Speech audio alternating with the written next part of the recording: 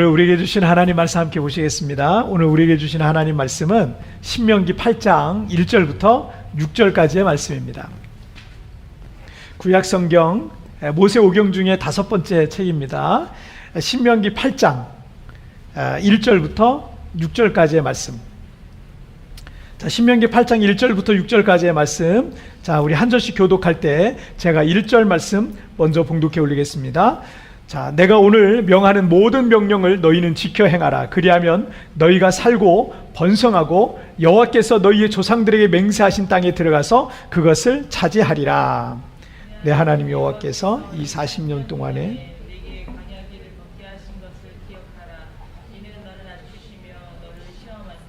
내 마음이 어떠한지 그 명령을 지키는지 지키지 않는지 알려 하시며, 자, 너를 낮추시며 너를 줄이게 하시며 또 너도 알지 못하며 내 조상들도 알지 못하던 만나를 내게 먹이신 것은 사람이 떡으로만 사는 것이 아니요 여호와 입에서 나오는 모든 말씀으로 사는 줄을 내가 알게 하려 하심이니라. 40년 동안에 내 의복이 헤어지지 아니하였고 내 발이 부르트지 아니하였느니라. 너는 사람이 그 아들을 징계함 같이 내 하나님 여호와께서 너를 징계하시는 줄 마음에 생각하고 내 하나님 여호와의 명령을 지켜 그의 길을 따라가며 그를 경외할지니라. 아멘. 자, 오늘 말씀의 제목 함께 읽겠습니다. 시작. 왜 광야여야 했는가? 다시 한번 시작. 왜 광야여야 했는가?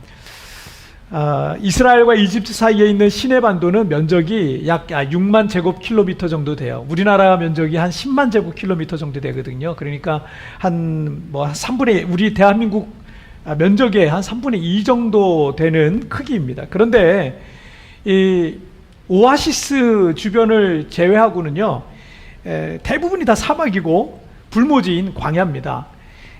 풀 하나 나무 하나 제대로 자랄 수 없을 정도로 연간 이 연중 강수량이 아주 적습니다. 그리고 낮과 밤의 기온차가 너무 커서 이 사람과 이 동물이 살기 어려운 지역이라고 합니다. 해발 2000m가 넘는 이 시내산은 모세가 십계명을 받은 산이고, 그 시내산 중턱쯤에 가면은 지금도 이 4세기에 세워진 성 캐더린 수도원이라는 곳이 있다고 합니다. 어쨌든 이 시내 광야는 이 사람이 살기 어려운 곳이에요. 그것도 어린아이와 여성들을 포함한 한 200만 명이나 되는 많은 사람들이 결코 살아남을 수 없는 그런 불모지입니다. 그런데 이스라엘 백성들은 출애굽한 뒤에 약 40년 동안 이 광야에서 생활해야 했고요. 그리고 그들은 그 광야에서 살아남았죠. 그런데 여기서 우리는 왜 광야여야만 했는가라는 그런 의문을 갖게 되는 거예요. 왜 그들은 광야여야만 했는가라는 의문을 갖게 되는데, 물도 좀 구하기 좀 쉬운 곳, 먹을 것도 좀 구하기 쉬운 그런 곳으로 이동했다면 좀 더 낫지 않았을까라는 생각을 좀 해보게 되는 거죠.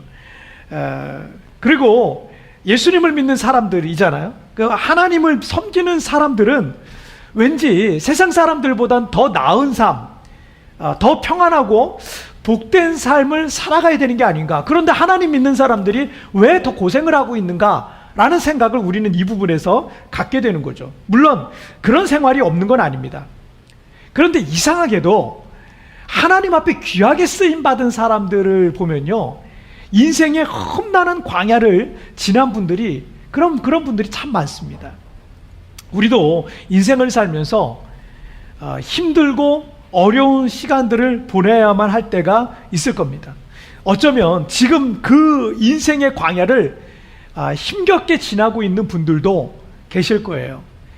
시련과 고난을 좋아하는 사람은 아무도 없을 겁니다. 하지만 이스라엘 백성들이 왜 광야를 지나야만 했는지 오늘 이 본문의 말씀을 통해서 우리가 살펴보면서 우리에게 주시는 교훈은 무엇인지 우리가 함께 살펴보도록 하겠습니다. 자, 우리 첫 번째 주제부터 한번 보실까요? 함께 읽겠습니다. 시작. 아직도 사람을 믿는가? 다시 한번 시작. 아직도 사람을 믿는가? 이 광야 40년을 생활하면서 출애굽을 했던 출애굽 1세대들은 다 죽었어요. 출애굽 1세들, 출애굽할 당시에 20살 이상이었던 출애굽 1세대들은 다 죽었고요. 그 출애굽할 때 20세 이하였던 어린이와 청소년들이 있잖아요. 자, 그들은 이 신명기가 기록될 때는요 40년이 지난 거예요. 40년이 지나서 그때 그 20세 이하의 그 어린이 청소년들이 이제는 중년이 되고 이제는 노년기에 접어들은 거죠. 그리고 그 나머지 중년 이하, 그러니까 40살 이하겠죠. 40년이 지났으니까 이 40년 동안 또 태어난 사람들이 있을 거 아니에요. 요번에 보니까 그 미국에서도 그 아프가니스탄 그 난민들이 지금 몇만 명이 갔잖아요. 근데 그 난민 수용소에 요번에 임신한 사람만 2,000명이라고 그러더라고요. 그러니까 몇만 명이 있는데 2,000명이 임신을 한 것처럼 이스라엘 백성들이 약 200만 명이 있었잖아요. 그럼 굉장히 많은 사람들이 임신하고 아이를 낳겠죠. 그래서 이 신명기가 기록될 때, 이 광야 40년이 지금 흐른 겁니다. 신명기가 기록될 그 당시에 40살 이하의 사실은 굉장히 많은 인구인데 그 대다수의 인구일 거예요. 그들은 모두 다 애굽 생활을 모르는 사람들이에요. 출애굽 이후의 생활을 그러니까 광야 생활만 하는 출애굽 2세대라고 할 수 있겠습니다. 모태신앙인 거죠. 모태신앙. 자, 모세 오경의 이 5번째 책인 신명기는 이스라엘 백성들이 출애굽한 지 40년째 되던 해 그들이 가나안 땅 입성하기 직전에 모세를 통해 기록된 하나님의 말씀입니다. 왜냐하면 이 광야 세대는 광야에서 태어난 이 광야 세대 1살부터 40살까지 이 광야 세대는요 하나님의 말씀을 다시 한번 들어야 될 그럴 세대인 거예요. 잘 모르잖아요. 그래서 그 세대들에게 다시 한번 하나님의 말씀을 주지하기 위해서 신명기라는 말씀이 기록됐고, 또 광야 이 가나안 땅에 들어가야 되잖아요. 이 가나안 땅에 들어가기 전에 하나님의 말씀으로 그 광야 세대가 출애굽 2세대가 말씀으로 무장을 해야 됐기 때문에 이 신명기가 기록된 겁니다. 자, 먼저 2절 말씀을 한번 보시도록 하겠습니다. 시작. 내 하나님 여호와께서 이 40년 동안에 내게 광야 길을 걷게 하신 것을 기억하라. 이는 너를 낮추시며 너를 시험하사 내 마음이 어떠한지 그 명령을 지키는지 지키지 않는지 알려 하심이라. 아멘. 하나님께서 이스라엘 백성들이 40년 동안 이 광야 길을 걷게 하신 첫 번째 이유를 말씀해 주고 있는데, 그 이유가 뭐예요? 이는 너를 낮추시며 너를 시험하사 라고 되어 있어요. 자, 하나님께서 그들을 광야로 걷게 하신 첫 번째 이유는요, 낮추시고 시험하시기, 그들을 테스트하셨다는 얘기예요. 이 시험은 그들을 넘어뜨리려고 하는 게 아니에요. 유혹에 빠뜨리려고 했던 게 아니에요. 이건 테스트입니다. 테스트. 자, 어떤 테스트였어요? 내 마음이 어떠한지 그 명령을 지키는지 지키지 않는지 알려 하심이라 라고 말씀하고 있습니다. 이 출애굽한 이스라엘 백성들이 광야에서 여러분 하나님의 말씀에 순종했나요? 불순종했나요? 우리가 지금까지 이 신가나안 세대를 12번에 걸쳐서 살펴봤거든요. 그 12번은 다 출애굽 1세대와 관계된 말씀들이었어요. 자, 오늘부터는 출애굽 2세대와 관계된 말씀을 우리가 좀 살펴볼 텐데, 이 출애굽 1세대는요 12번을 우리가 살펴봤지만 다 불순종하고 또 불순종하고, 어떻게 그렇게 불순종을 많이 하는지 모르겠어요. 계속 그들은 불순종했습니다. 여러분, 하나님을 가리켜 전지전능하시다라고 말씀하시지 않잖아요? 전지전능하다라고 말씀하잖아요? 전지가 뭐예요? 모든 걸 알고 계신다는 거예요. 전능은 뭐예요? 모든 걸 다 하실 수 있다는 얘기예요. 그렇다면 여러분, 우리가 이렇게 생각할 수도 있어요. 하나님은요 이미 그들이 불순종할 것을 하나님은 다 알고 계셨을 텐데 굳이 이스라엘 백성들을 테스트할 필요가 있었을까요? 이미 다 알고 계셔요. 자, 그런데 이 테스트라는 거, 시험이라는 거는요 선생님의 실력을 검증하는 게 아니고요, 학생들의 수준을 확인해 보기 위해 필요한 겁니다.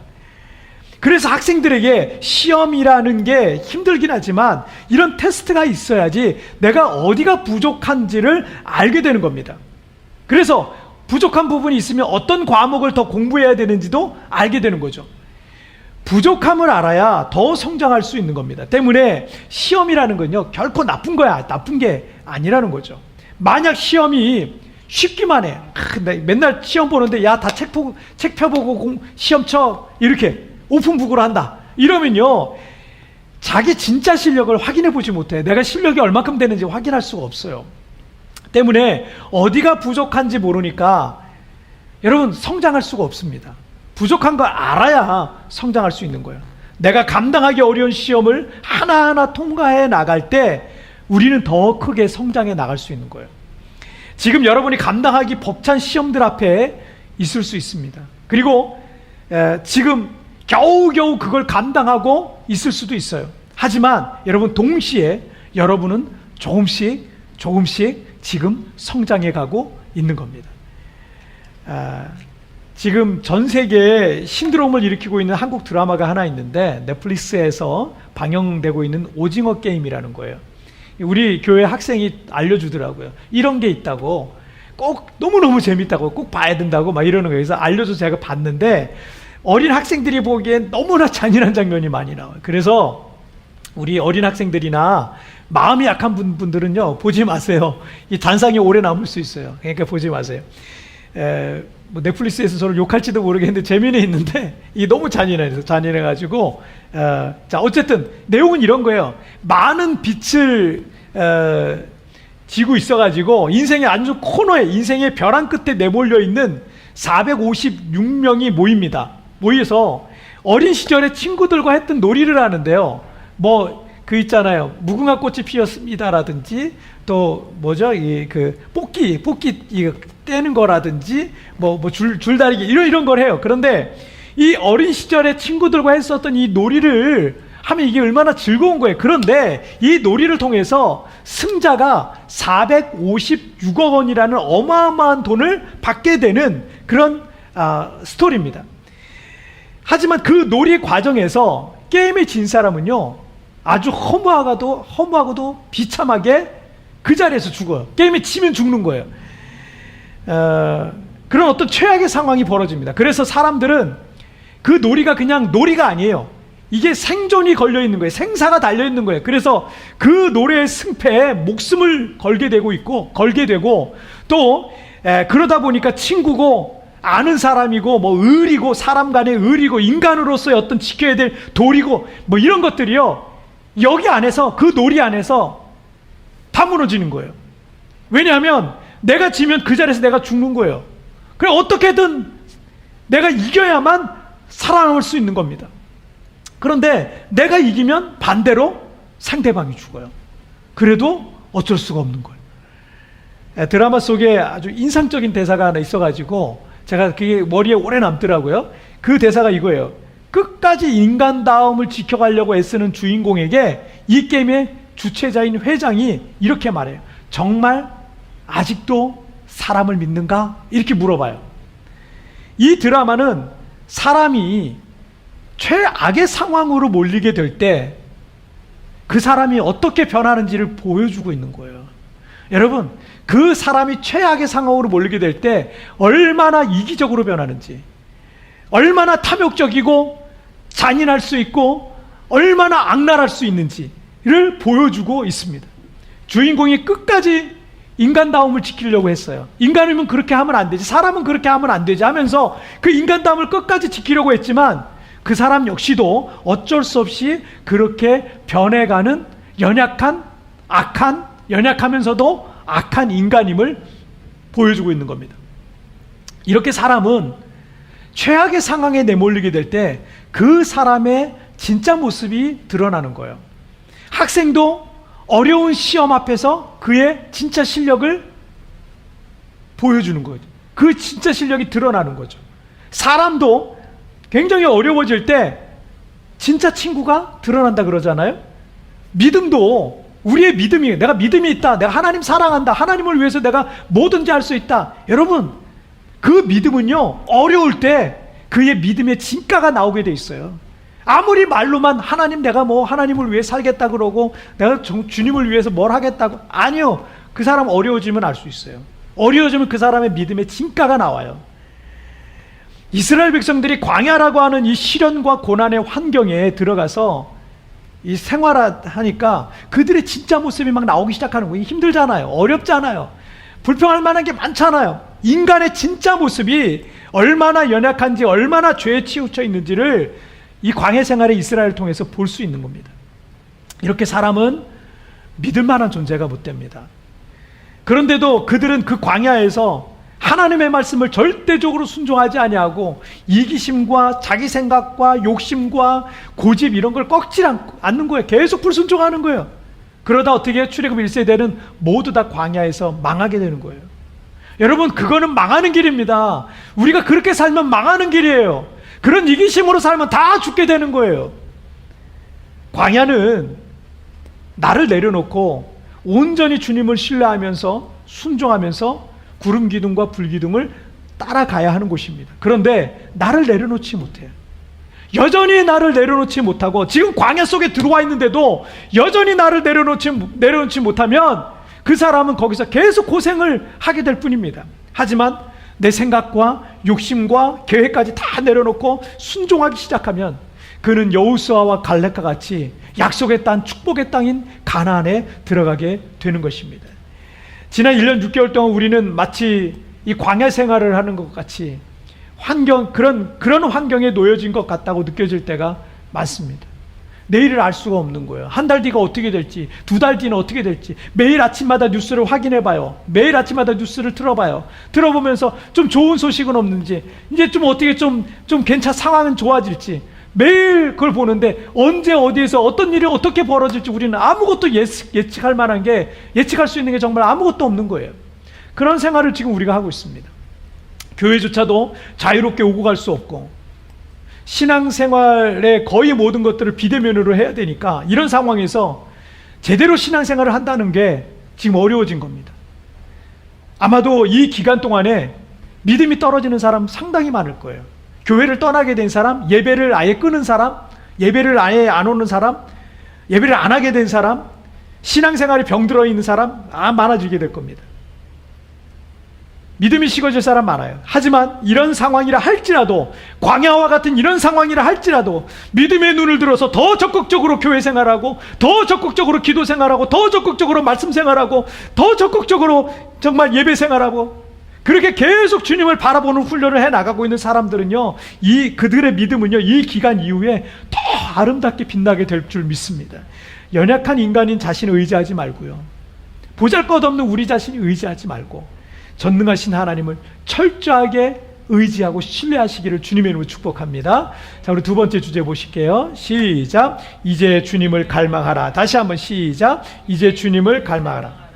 하나님께서 이스라엘 백성들에게 40년 동안 광야의 길을 걷게 하신 두 번째 이유도 말씀하시고 있어요. 자, 3절 말씀을 보실게요. 시작. 너를 낮추시며 너를 줄이게 하시며 또 너도 알지 못하며 내 조상들도 알지 못하던 만나를 내게 먹이신 것은 사람이 떡으로만 사는 것이 아니요 여호와의 입에서 나오는 모든 말씀으로 사는 줄을 내가 알게 하려 하심이니라. 자, 광야는 우리를 낮추고 그리고 어떻게 해요? 우리를 줄이게 하는 장소라는 얘기죠. 굶주리게 하는 장소라는 거예요. 광야에서 출애굽한 그 많은 사람들이, 여러분, 광야라는 곳은 먹을 것을 구할 수가 없는 곳입니다. 아무 소망이 없는 곳이에요. 사람이 참 간사한 게 걱정이 없고 배가 부르면 하나님 찾질 않아요. 그냥 내가 그렇게 노력하지 않아도 그냥 이렇게 뭔가가 돌아가잖아요. 걱정이 없잖아요. 하나님을 안 찾아요. 걱정거리가 있고 염려할 될 만한 것이 있어야 비로소 하나님을 찾게 되는 게 이 간사한 인간의 모습입니다. 하나님께서는 매일의 만나를 통해서 이스라엘 백성들을 먹이셨습니다. 매일 아침마다 내리는 만나가 만약 내리지 않는다면 그날은 모두가 다 굶어야 합니다. 하지만 하나님은 40년 동안 단 하루도 거르지 않고 매일 새벽마다 만나라는 하늘의 양식으로 그들을 먹이셨다는 겁니다. 자, 이것을 통해서 사람이 떡으로만 사는 것이 아니라 여호와의 입에서 나오는 모든 말씀으로 사는 줄을 알게 하셨. 자, 이게 그러니까 사람에 의해서 나온 게 아니잖아요. 그렇죠? 세상의 어떤 것으로 나온 게 아니고 하나님께로부터 왔잖아요. 그래서 하나님의 말씀으로 산다는 거예요.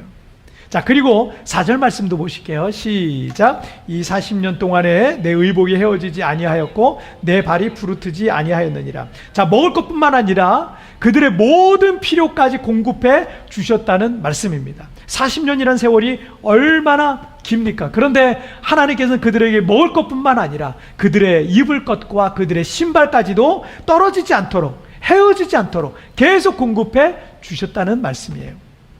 주님께서 이스라엘 백성들에게 이렇게 말씀하시는 거예요. 얘들아, 나는 너를 안 버려. 나는 너를 사랑해. 나는 너를 결코 버리지도 떠나지도 않을 거야. 내가 너의 모든 필요 공급해 줄 거야. 지금 위태위태하지? 불안불안하지? 너 왜 걱정하느냐? 지금 어차피 인생의 광야를 살지만 내가 하루라도 빼지 않고 너 먹을 거 공급해 줄 거야. 걱정하지 마. 너 버리지 않을 거야. 이 말씀 해주시는 거예요. 이 말씀. 인생의 광야를 살고 있는 우리들에게 지금 이 말씀을 해주시고 있는 거예요. 사람들은 끊임없이 먹을 것, 마실 것, 입을 것 걱정하면서 평생을 살아가요. 여러분, 마태복음 6장 31절과 32절에서 그러므로 염려하여 이르기를 무엇을 먹을까, 무엇을 마실까, 무엇을 입을까 하지 말라. 이는 다 이방인들이 구하는 것이라. 너희 하늘 아버지께서 이 모든 것이 너희에게 있어야 할 줄을 아시느니라 말씀하셨어요. 우리가 무엇인가를 걱정한다는 것은 우리가 무엇에 초점을 맞추고 있는가라는 걸 알 수 있어요. 내가 걱정하고 있는 거 있잖아요. 내가 지금 걱정하고 있는 거, 그게 바로 내가 초점을 맞추고 사는 거예요. 내가 거기에 초점을 맞추고 살고 있다는 얘기입니다. 평생 동안 먹는 것, 마시는 것, 입는 것만 걱정하며 산다는 것은 그의 마음은 늘 이 땅에만 초점을 맞추고 살아가고 있다는 얘기입니다. 그걸 보여주고 있는 거예요. 내가 지금 염려하고 있는 거예요. 내가 거기에만 초점 맞추고 살고 있기 때문에 염려가 해요. 내가 거기 초점 안 맞춰봐요. 초점을 안 맞추면 염려할 거리도 없는 거예요. 우리가 이 땅에 살아가지만 그 마음이 하나님께 초점이 맞춰져 있으면 염려와 걱정으로 세월 허송하지 않습니다. 왠지 아세요? 우리의 하늘 아버지께서 우리의 모든 필요를 공급해 주실 것을 믿기 때문에, 할렐루야, 그걸 믿기 때문에 걱정 안 하는 겁니다. 거기에 흔들리지 않는 거예요. 그런 것 때문에 불안해하지 않는 거예요. 그리고 기도하는 거죠. 광야는 바로 하나님의 공급을 경험하는 장소입니다. 광야에서는 먹을 게 나올 수가 없어요. 하지만 하나님으로부터 끊임없이 백성들에게 먹을 것이 공급되었다는 것은 하나님으로부터 모든 것들이 온다는 것을 깨닫게 해주시고 있는 겁니다. 여러분, 이 믿음과 가치를 깨닫게 해주시려고 하나님께서는 이스라엘 백성들을 광야로 보내신 거예요. 이거 아니면 풍족한 데 가보세요. 이스라엘 백성들 풍족한 데 가보세요. 하나님 찾겠어요? 안 찾아요. 그런 믿음이 생기겠어요? 안 생겨요. 그래서 때로 하나님께서 우리를 광야에 내버려 두시더라고요. 하나님을 찾게 하시려고, 그 믿음을 심어주시려고. 우리는 이 세상에 있는 것을 바라보고 그것에 목마르지만 사실 이 세상에 있는 것들은요, 아무리 먹고 마시고 채워도 우리 만족을 못 시켜요. 지금 여러분들이 염려하고 걱정하고 있는 거 있잖아요. 그것만 있으면 좋겠다, 그것만 있으면 좋겠다, 이거 있잖아요. 여러분, 그거 아무리 채워도 절대 만족이 안 될 겁니다. 끊임없이 계속 목마르게 될 겁니다. 아까 말씀드렸던 전 세계적으로 화제가 된 한국 드라마 오징어 게임에서 기억에 남는 대사가 또 하나 있는데, 그 게임의 주최자인 이 VIP 회장이 죽기 전에 이런 얘기를 하더라고요. 이게 참 뇌리에 꽤 오래 남았어요. 돈이 하나도 없는 사람과 돈이 너무 많은 사람의 공통점이 뭔 줄 아나?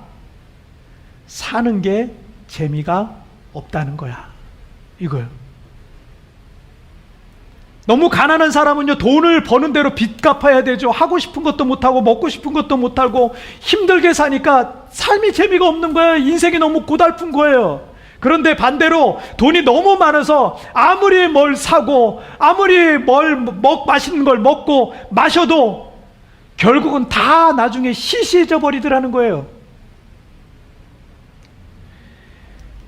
우리 시대 가장 탁월한 기독교 변증가인 C.S. 루이스는 그의 책 순전한 기독교에서 이런 말을 했어요. 만약 이 세상에서 경험하는 것들로 채워지지 않는 욕구가 내 안에 있다면 그건 내가 이 세상이 아닌 다른 세상에 맞게 만들어져 있기 때문이라는 것이다. C.S. 루이스가 정확하게 보고 있는 겁니다. 뭔가 채워지지 않는 욕구가 내 안에 계속 일어난다면 이 세상의 것으로는 안 된다라는 얘기예요. 욕구가 계속 있다는 것은 이 세상의 것으로 안 된다는 얘기입니다. 이 세상이 아닌 다른 세상에 맞게 우리가 그렇게 지음받았기 때문이라는 겁니다. 때문에 여러분, 전도서 3장 11절 말씀에서 하나님이 모든 것을 지으시되 때를 따라 아름답게 하셨고 또 사람들에게는 영원을 사모하는 마음을 주셨느니라. 광야 같은 이 세상에 살아갈 때 이것저것 좋다는 거 다 먹어도 보고 마셔도 보고 여행도 해보고 사보도 보고 갖고 싶은 거 갖고도 보지만 그러나 다 채워지지 않는 것은 오직 하나님만이 우리의 갈망을 만족시켜 주실 수 있기 때문입니다. 사람은 떡으로만 사는 게 아닙니다. 하나님의 입에서 나오는 모든 말씀으로 살 때, 여러분, 그때부터 우리는 진정한 만족과 기쁨과 평안을 누리게 될 것입니다. 광야 같은 이 세상을 살아갈 때 여러분, 주님을 더욱 갈망하시길 바랍니다. 하나님의 말씀을 더욱 갈망하시길 바랍니다. 주님의 은혜를 더욱 갈망하시길 바랍니다. 성령 충만을 구하십시오. 구하는 자에게 성령을 부어주실 줄 믿습니다. 자, 오늘 말씀 정리해 볼게요. 오늘 두 가지 말씀 나눴죠. 자, 왜 광야여야 했는가? 우리 각자에게도 하나님이 때로는 광야에 우리를 내보내실 때가 있었어요. 이 이유들 때문입니다. 두 가지예요. 두 가지 깨닫게 하시려고. 같이 읽겠습니다. 시작. 아직도 사람을 믿는가? 이제 주님을 갈망하라.